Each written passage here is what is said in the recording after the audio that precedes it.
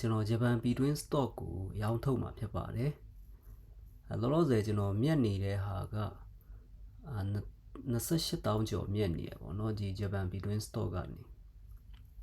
ဒါတော့ကျွန်တော်အမြက်စုစုပေါင်းပါเนาะအမြက်စုစုပေါင်းကတော့145,000လောက်မြက်နေရပေါ့နော်ကျွန်တော်အများဆုံးမြက်တာတော့ American stock ကနေအဓိကမြက်နေရပေါ့နော်190,000ကျော်လောက်မြက်နေဒီအောက်ကဟာကတော့ကျွန်တော်လစဉ်လတိုင်းစမီထာတဲလောက်လေးရှိတဲ့ Indus Fund ကနေစမီထာတဲလောက်ထားတဲ့ရတယ်ပေါ့နော်ဒါကတော့ကျွန်တော် NISA သုံးပြီးတော့စမီထာတဲလောက်ထားတဲ့အတွက်ကြောင့်ဒါတော့ရောင်းထုတ်မှာမဟုတ်ပါဘူးဒါကတော့ရေရှည် investment လောက်ထားမှာဖြစ်ပါတယ်တော့ဆိုကျွန်တော်ဂျပန်ပြည်တွင်း stock ရောင်းမှာဖြစ်တဲ့အတွက်ကြောင့်မို့ဒီခုခုနိုင်တဲ့ကိုဝင်လိုက်မယ်ဝင်ပြီးတော့ရင်ကျွန်တော်ရောင်းမှာက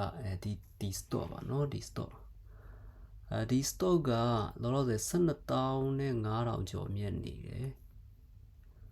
ဒါကိုရောင်းထုတ်မှာဖြစ်ပါတယ်လောလောဆယ်ရှုံးနေတဲ့ဟာလည်းရှိရเนาะရှုံးနေတဲ့ဟာဆိုရင်ဒီရဲ့1543ညရွှေနဲ့ပတ်သက်တဲ့ ETF ပေါ့เนาะကမ္ဘာရွှေဈေးကျနေတဲ့အတွက်ကြောင့်မို့ဒီ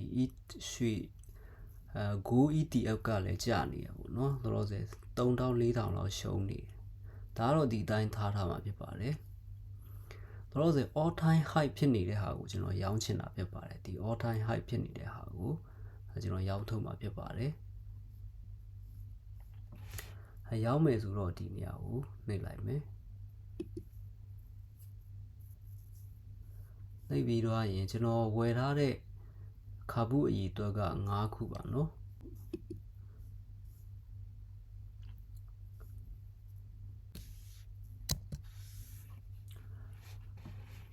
password ထည့်ပြီးတော့ချူမွန်လုပ်လိုက်မယ်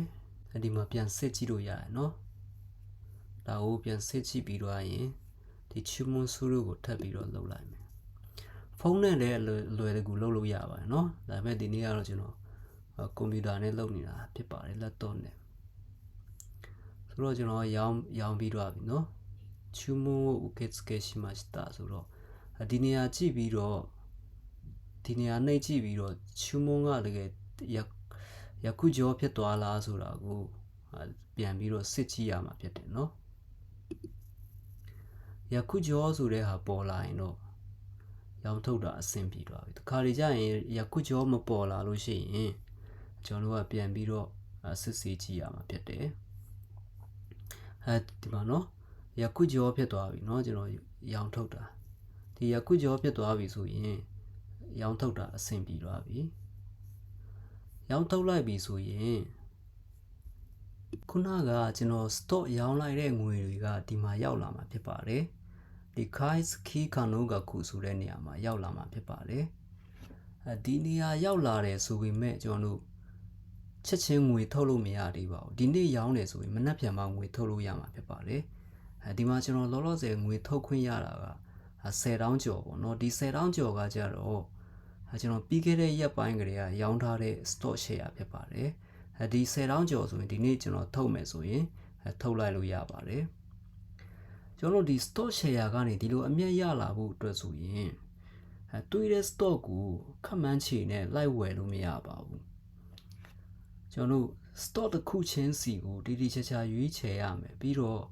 AI ခေတ်မှာဆိုရင်အခု AI ခေတ်မှာ AI အတွက်ဘာတွေဘယ် stock ကမရှိမဖြစ်လိုအပ်နေလဲစသဖြင့်เนาะပြီးတော့ဘယ်ကုမ္ပဏီကဘယ်လိုလုပ်ငန်းမျိုးကိုလှုပ်ဆောင်နေလဲပေါ့ပြီးတော့အနာဂတ်မှာဘယ်လောက်ထိတိုးတက်လာနိုင်ချေရှိလဲဆိုတဲ့ဟာကိုကျွန်တော်တို့ fundamental analyze တိတိကျကျလုပ်ပြီးတော့ရွေးချယ်ဆုံးဖြတ်ပြီးတော့ဝယ်ယူရတာဖြစ်ပါတယ်ခုနကကျွန်တော်12,000ကျော်နဲ့အမြတ်ရောင်းထုတ်လိုက်တဲ့ stock ဆိုရင်လည်းကျွန်တော် group မှာတင်ပေးပြီးသား stock ဖြစ်ပါတယ်ရှင်းပြပေးပြီးသား stock ဖြစ်ပါတယ်ကျွန်တော်ဝယ်တဲ့နေ့မှာပဲပြီးခဲ့တဲ့2ပတ်ကျော်လောက်ကပေါ့နော်ပြီးခဲ့တဲ့2ပတ်လောက်ကကျွန်တော်ဝယ်တဲ့နေ့မှာပဲ group မှာရှင်းပြပေးခဲ့တယ်ရှင်းပြရုံပဲရတာပေါ့နော်ဒီ stock ကိုဝယ်ပါတေချာပေါက်မြတ်မယ်လို့ကျွန်တော်ပြောခွင့်မရှိပါဘူးအဲ့လိုပြောရင်ကျွန်တော်ဥပဒေနဲ့လည်းညှိပါတယ်ပြီးတော့တိတိကျကျကိုယ်တိုင်ရွေးချယ်ဝယ်ယူရတဲ့အရာမျိုးဖြစ်ပါတယ်ဒီ stock ဆိုတာသူများတွေအခုဝယ်ပါ ဆိုပြီးတော့ post တွေတင်ထားတယ်တော့ယုံပြီးတော့မဝယ်ပါနဲ့ဘာဖြစ်လဲဆိုကိုတိုင်းတိတိကျကျ fundamental analyze လုပ်ပါပြီးတော့ဝယ်တင်မဝယ်တင်ဆိုတော့ကိုတိုင်းစဉ်းစားဆုံးဖြတ်ပါပြီးတော့stock ဝယ်တယ် investment လုပ်တယ်ဆိုတာကနော်နိုင်ငံရေးအခြေအနေကြောင့်လေ fundamental ရှိပြီးသားအခြေခံခိုင်မာပြီးသားအမြတ်ရနေတဲ့ကုမ္ပဏီတောင်မှနိုင်ငံရေးအခြေအနေအပြောင်းလဲကြောင်းချက်ချင်းဈေးကျသွားတာရှိတတ်ပါတယ်เนาะဒါကြောင့်မို့ stock တစ်ခုကိုမဝယ်ခင်မှာကျွန်တော်တို့ risk ဘယ်လောက်ခံနိုင်ရှိမလဲပေါ့ဥပမာဒီ stock မှာ90%လောက်ဆုံးရှုံးသွားရင်တော့မှကျွန်တော်တို့ကရေရှည် investment လုပ်ထားနိုင်လားအဲ့ဒါကိုစဉ်းစားဆုံးဖြတ်ပြီးတော့ဝယ်ယူရတာဖြစ်တယ်fundamental ရှိပြီးသား stock တွေကအခြေခံခိုင်မာပြီးသား stock တွေဆိုရင်နိုင်ငံရေးအခြေအနေကြောင့်ဈေးခဏကျသွားရင်လည်းပြန်တက်လာလိမ့်ရှိပါတယ်เนาะဒါကြောင့်မို့ကျွန်တော်တို့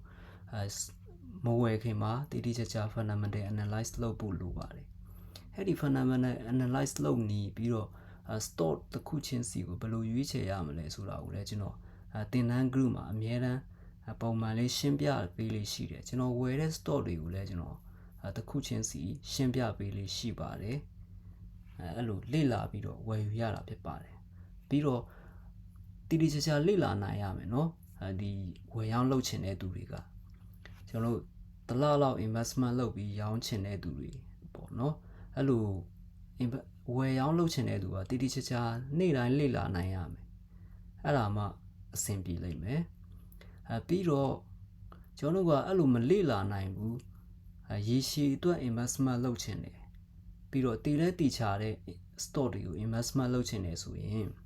လုပ်လို့ရပါတယ်အဲ့ဒါဆိုရင်ကျွန်တော်တို့နေ့တိုင်းမလေ့လာနိုင်လဲရတယ်ကိုယ့်အလုပ်ကိုအေးအေးဆေးဆေးလုပ်သွားလို့ရတယ်အဲ့ဒါကတော့ဒီတိုးရှိရှင်းသားခုကနေ index fund မှာ investment လုပ်တာပါ index fund stock အညွှန်းကိန်းတွေဆိုတာကကျွန်တော်တို့ stock တစ်ခုချင်းစီဝယ်တာမဟုတ်ဘဲနဲ့ stock အများကြီးကို management လုပ်ပေးထားတဲ့ index fund ဥပမာ S&P 500လို့မျိုးเนาะအဲ့လို index fund တွေကိုရွေးချယ်ပြီးတော့လစဉ်လတိုင်းပုံမှန်လေးပဲစမီထားတဲ့နီလန်နဲ့ investment လုပ်သွားမယ်ဆိုရင်ကျွန်တော်ရေရှည်မှာcompounding ကြောင့်ကျွန်တော် compound interest တွေရတာကြောင့်မို့ compounding တွေကြီးထွားလာပြီးတော့ကျွန်တော်ပိုပြီးတော့ investment ငွေတွေပွားများလာဖို့အတွက်တည်ချတယ်လို့ကျွန်တော်ပြောနိုင်တယ်။ဘာဖြစ်လို့လဲဆိုရင်ပုံမှန်လေးတိုးတက်နေတဲ့ stock တွေဖြစ်တယ်เนาะအဲ့ဒီအညွှန်းကိန်းတွေဆိုတာเนาะဒါကြောင့်မို့ကျွန်တော်တို့ကဒီ index fund မှာ investment လုပ်မယ်ဆိုရင်တော့ရေရှည်သွားရတာဖြစ်တယ်ဒီလိုတစ်လနှစ်လအတွင်းမှာဒီလို1090ကျော်လို့1100လို့အဲ့လိုမြက်လာဖို့ဆိုတာတော့မဖြစ်နိုင်ဘူးပေါ့เนาะအဲ့ဒါတော့တိတိကျကျလေ့လာပြီးတော့ကျွန်တော်တို့အရင်နည်းလဲလုပ်မယ်ပြီးတော့ပုံမှန်လေးလေ့လာပြီးတော့ fundamental analyze လုပ်ပြီးတော့ရွေးချယ်ဝယ်ယူရတာဖြစ်ပါတယ်အဲ့လိုရွေးချယ်နိုင်မှုအတွက်ဆိုရင်လည်းကျွန်တော်သင်တန်း group မှာအများတန်းpost တွေတင်ပေးတယ်ရှင်းပြပေးတယ်ပုံမှန်လေးရှင်းပြပေးနေပါတယ်အဲ့ဒါကိုမှကိုတိုင်း fundamental analyze လုပ်ပြီးတော့ဝယ်ယူရမှာဖြစ်ပါတယ်เนาะအခုမှစတင်ပြီးတော့ဒီ stock share ကိုစိတ်ဝင်စားတဲ့သူများ investment လုပ်ချင်တဲ့သူတွေကျွန်တော်တင်တန်းမှာဒီ account ဖွင့်နည်းတွေအစဘဏ်ချိတ်နည်းငွေထုတ်နည်းပြီးတော့ stock share ကိုဘယ်လိုစနစ်တကျ investment လုပ်ရမလဲဆိုတာကိုကျွန်တော်အသေးစိတ်တင်ပေးနေတာဖြစ်ပါတယ်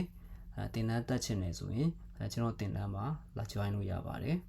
ဗီဒီယိုကိုအဆုံးထိကြည့်ရှုပေးတဲ့သူအားလုံးကိုကျေးဇူးတင်ပါတယ်အားလုံးပဲမင်္ဂလာရှိတဲ့နေ့ရက်လေးဖြစ်ပါစေ။